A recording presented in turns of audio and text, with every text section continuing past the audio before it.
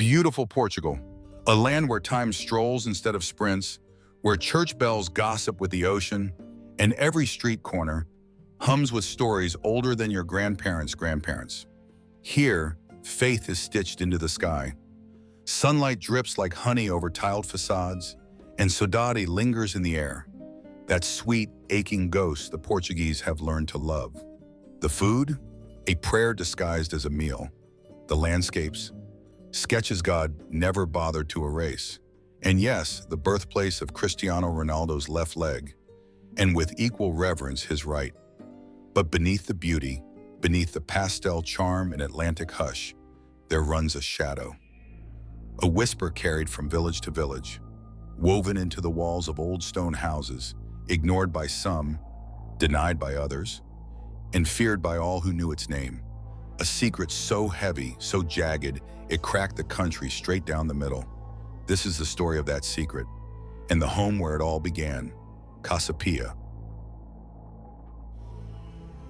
For over 2 centuries, it stood as one of Portugal's proudest institutions, a sanctuary for children who had nowhere else to go, a place built to protect the abandoned, the poor, the forgotten, a symbol woven into the nation's identity. But symbols have shadows, and some shadows stretch further than anyone dares imagine. Denial held for decades, until the truth began to swell beneath it. Early 2000s.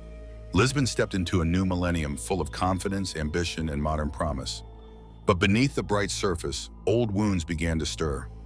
It started with one boy, a voice that cracked the silence, then another, and another, until the whisper became a chorus Portugal could no longer ignore.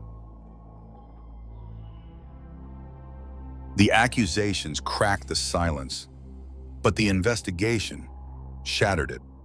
At first, progress crawled. Every door knocked felt like trespassing. Every interview felt like stepping into a wound the country wasn't ready to reopen. Because confronting the powerful is never simple, never gentle, never quick. But truth has momentum. And once it starts rolling, it doesn't stop. Each survivor who stepped forward added another piece to the puzzle, small details that didn't matter alone, but together. They formed a map of corridors, dormitories, staff rooms, and years of quiet suffering. Inspectors sifted through dusty archives, pulling files that hadn't been touched since telephones still had cords.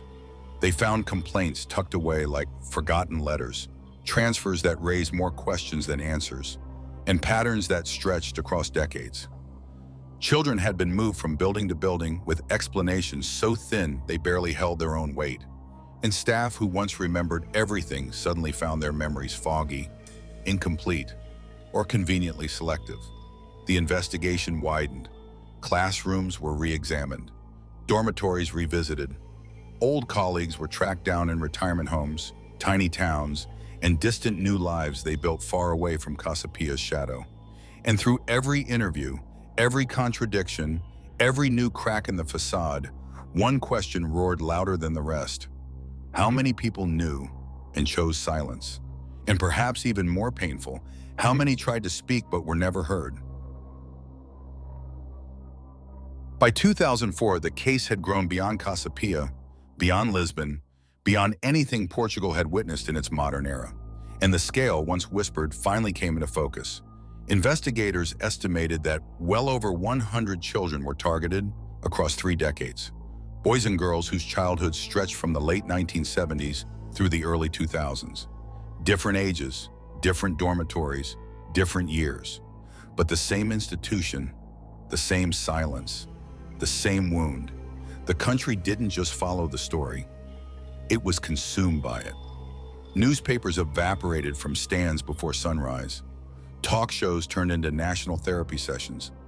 Parents held their children tighter, wondering how such darkness could survive inside a place meant for protection.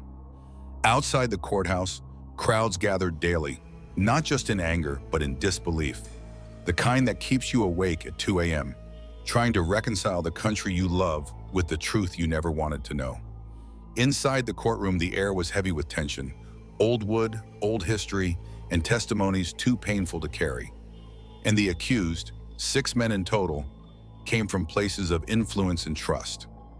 A well-connected ambassador, a respected television personality, a high-profile doctor, and several long-serving Casa Pia staff members. Men who once walked with confidence, shaking hands, giving interviews, signing documents, leading institutions, now sitting behind lawyers and microphones as a nation watched. The trial unfolded slowly, painfully slowly. It stretched on for nearly 6 years, one of the longest and most complex judicial battles in Portugal's history.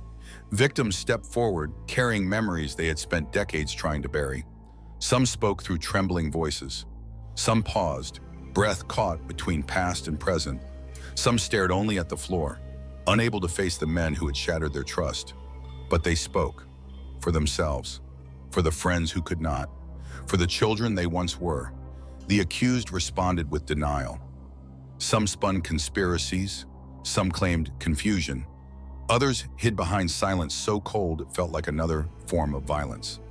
Outside, Portugal watched, from cafes with televisions in the corners, from radios humming beside simmering pots, from classrooms where teachers whispered, "This is important, pay attention." Because this wasn't just a legal battle, it was a national confrontation. A reckoning not just with guilt, but with the system that enabled it. And slowly, painfully, the truth began to settle into place. When the verdicts finally arrived years later, the sentences ranged from 5 to 18 years, depending on each man's role in crimes. Some served their full terms, some were released earlier.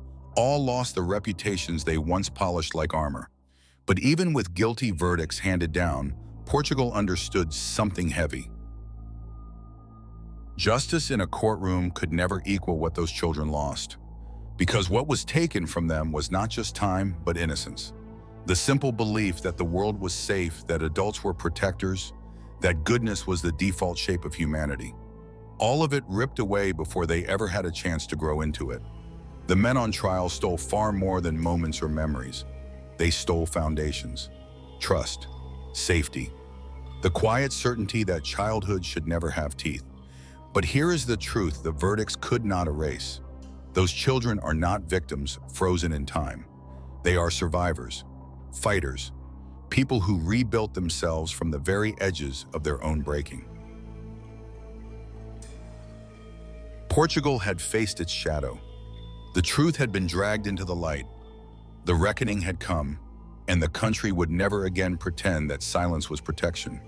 But now, our journey turns east. Far across continents, beyond Lisbon's tiled streets and Atlantic winds, lies another case, colder, stranger, and wrapped in a mystery that refuses to settle even decades later. Next, we travel to Japan, to the quiet streets of Saitama, where a torso was discovered without a name, without a past, and without a single clue that made sense. A case that left detectives twisting through theories, nations puzzled, and a story still asking questions no one has fully answered. So as we leave Portugal behind and step into a new shadow, stay cautious, stay curious, and remember, the dark doesn't hide the truth. Sometimes it reveals what daylight can't bear to show.